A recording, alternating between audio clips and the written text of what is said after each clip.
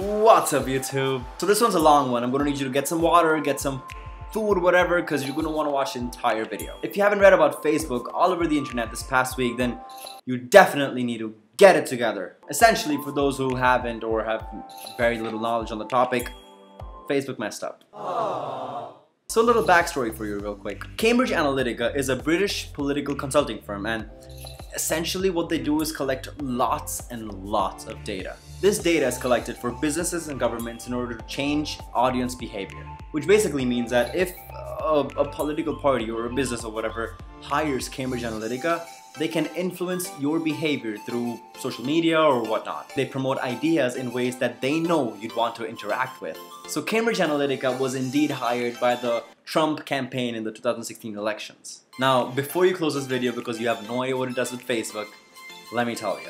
Turns out, multiple sources reported that Facebook chose to turn the blind eye, or basically ignore the fact that Cambridge Analytica unlawfully obtained over 50 million people's personal data on Facebook, as in without their consent or without their permission. Side note, yes, you might definitely be within those 50 million people. Now, if you don't know this already, every hateful status you've ever uploaded, every flirty private message you've ever sent, every confrontational wall post that you've typed and deleted, every poke, every wave, every like, every unlike, every Candy Crush victory, Facebook has all of that data stored. Absolutely all of it. And with all of this information, these data analytic companies can sort of predict you, or like develop some sort of pattern on how you operate online. And so Cambridge Analytica worked with third-party companies that developed some sort of personality quizzes for the eligible US voter to take on Facebook. Now, you know the million quizzes you see every day of what kind of food are you, what kind of pizza are you,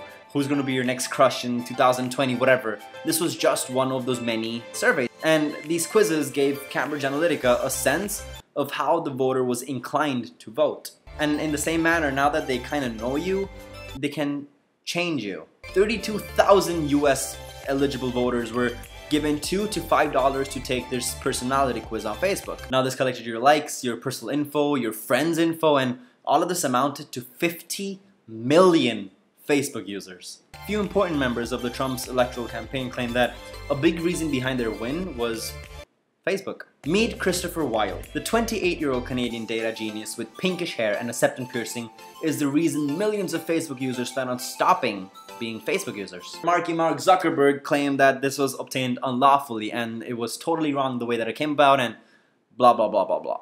They also went ahead and suspended Cambridge Analytica and their parent company off of Facebook. To which Christopher Wilde responded with, "Now I need you to understand one thing. You know how when you Google ice cream and the next thing you know, each website you're visiting, may it be Facebook, Amazon, whatever, all have pictures of ice cream advertisements everywhere. Everywhere you go, they follow you. But the ads you saw on Facebook in this electoral period were exclusively based on your personality. So no matter how many ice creams you Googled about, every ad you saw on Facebook was solely based on data obtained through your Facebook. You were profiled without even knowing it or without even consenting to it." Now, the bottom line, or the reason why Facebook is so fudged, is because Facebook makes their money by exploiting and selling millions of personal data of their Facebook users. And these aren't my words, these are Edward Snowden's. So all of you on your limited profiles and restricted access and no photos to people you're not friends with and private posts and everything, you're not safe. Every bit of information can be sold to the highest bidder. People are not taking this as well, rightfully. You have Mark Zuckerberg losing over $9 billion in stock in the past week alone, and terrified about showing up in Congress, let alone the future of Facebook. I'll end this video right here.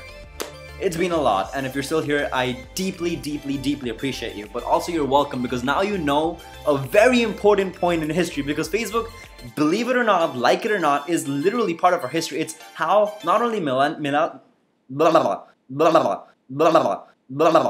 is not only how millennials communicate, but how everyone reaches out to everyone in the world today. I don't think I will delete my Facebook because I frankly love scrolling endlessly without any purpose, but I will definitely take more secure measures or whatever to delete third-party apps that I don't use anymore and protect my privacy, yada yada yada. If you're interested in knowing how to check the apps connected to your Facebook and limit the information they get and such, definitely drop a comment down below and I'll make sure to get to that. If you've learned something new today, drop a like, share this video, subscribe, tell your friends about it. Lastly, don't forget to get your geek on.